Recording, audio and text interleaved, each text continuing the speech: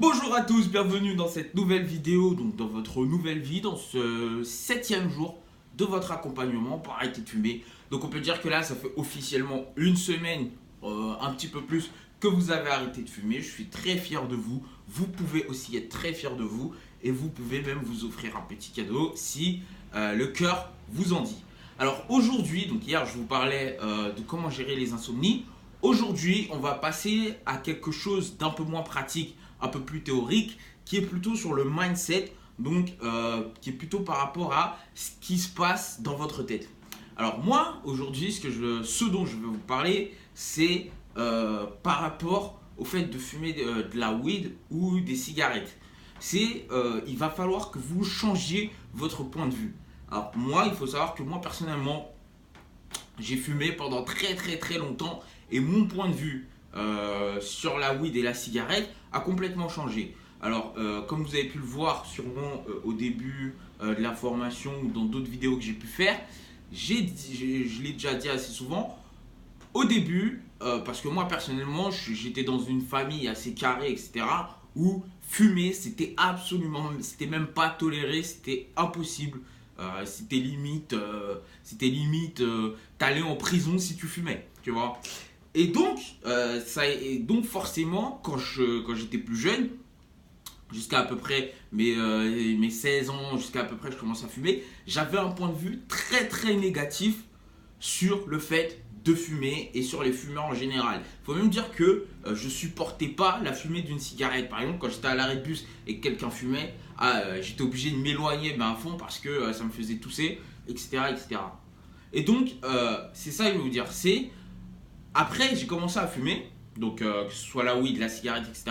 Et là, mon point de vue a changé dans le sens où, bizarrement, là où je pensais que fumer et que la cigarette, les joints, etc., c'était une mauvaise chose, et ben, j'en suis arrivé à penser que c'était une bonne chose et que j'en avais besoin et que limite, je ne pouvais pas vivre sans ça. Et c'est ça, en fait, qui fait qu'on reste dans cette spirale, c'est parce qu'on donne, si je puis dire, de la valeur à un joint, en tout cas de la weed, du shit, à des cigarettes, etc.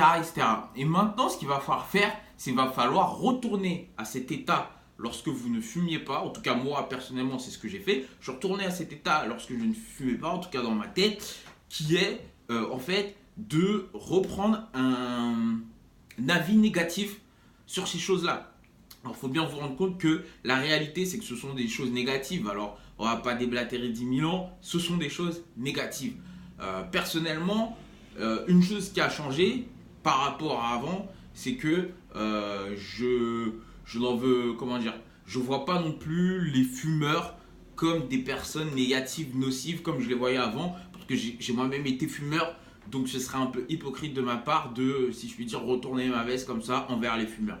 Par contre, envers la cigarette, le joint, etc., là, j'hésite pas à retourner ma veste. Et donc, je vois clairement ça comme quelque chose de négatif, quelque chose qui pourrit la vie, quelque chose qui pourrit la santé, quelque chose qui n'est absolument pas bon et quelque chose qui est absolument à éviter.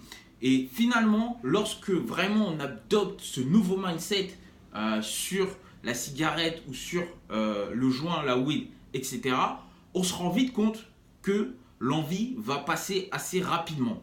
Alors bien sûr, ça va pas être facile de rentrer dans ce nouveau mindset. Au début, ça va être assez compliqué parce que, notamment si ça fait plusieurs années que vous fumez, c'est une habitude qui est bien ancrée, ce sont des choses qui sont là et vous aviez cette manière positive de voir la cigarette, manière positive de voir le joint, etc. Là, oui, donc forcément, pour vous, ça va être un peu plus difficile de passer, si je puis dire, de l'autre côté de la barrière, qui est en fait de se rendre compte que c'est quelque chose de négatif. Mais si vous êtes dans cette formation aujourd'hui, si vous êtes dans cet accompagnement, c'est que vous savez pertinemment, en tout cas pas forcément pour tout le monde, mais vous savez pertinemment que pour vous, personnellement, fumer, c'est quelque chose de négatif, c'est quelque chose de nocif. Alors affirmez-le et intégrez-le à vous et à votre personnalité.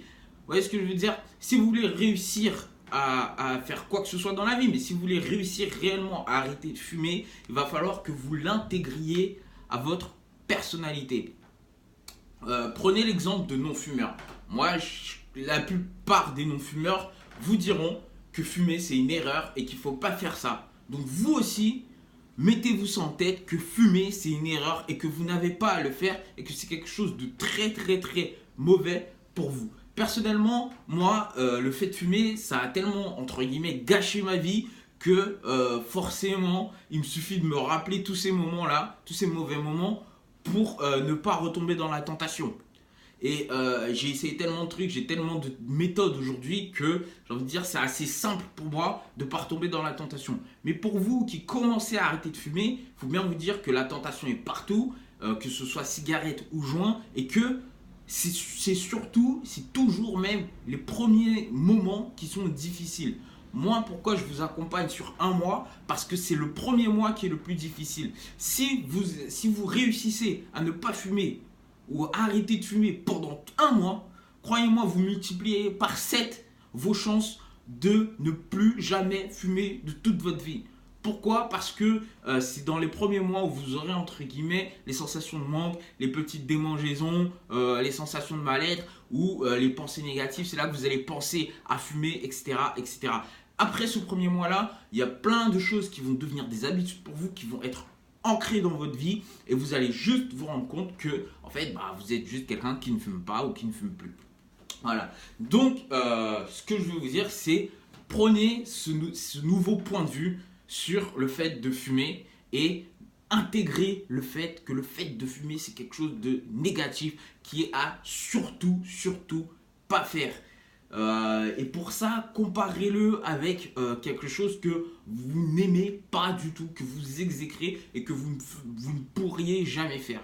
Moi, une des méthodes qui m'a beaucoup aidé, par exemple, en tout cas pour la cigarette, c'était de me réciter sans cesse à chaque fois que j'avais cette petite envie de fumer, parce que j'ai quand même appris la liste par cœur, des 60 substances cancérigènes que contient une cigarette.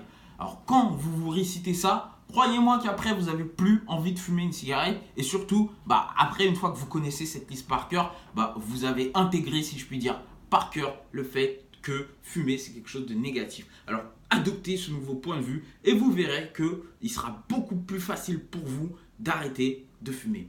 Donc voilà mes chers lifers, on se retrouve donc dans la prochaine vidéo demain. Encore une fois, félicitations pour votre arrêt de fumer. On se retrouve demain. Ciao ciao.